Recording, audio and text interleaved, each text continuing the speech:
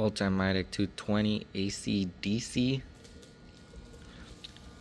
brand new unit, still under warranty, and it's not turning on at all.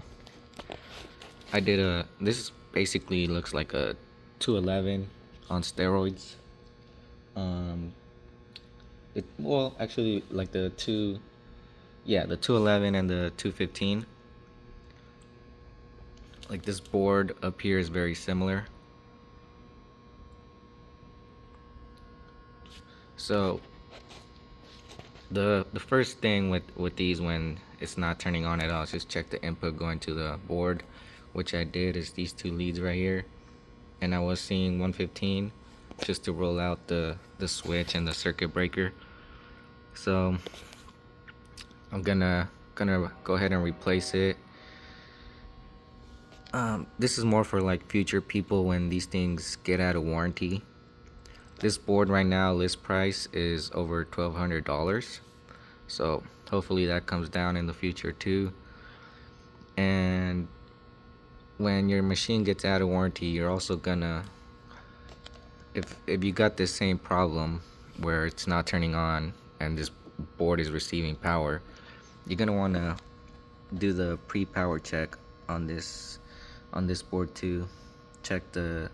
Just to check the IGBTs and stuff, which I did, and everything checks out. That doesn't 100% mean it's gonna be okay, but it's most of the time it will.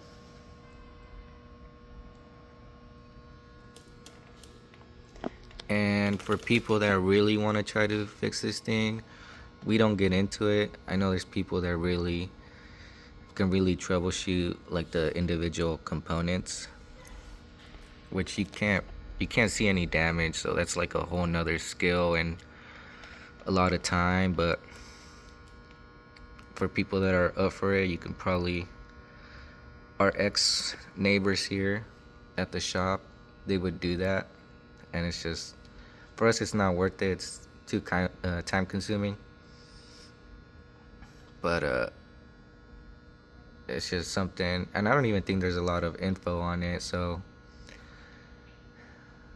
you could look for burned parts and then just try to replace them, which, like I said, there's nothing that we can see. Just to give you an example,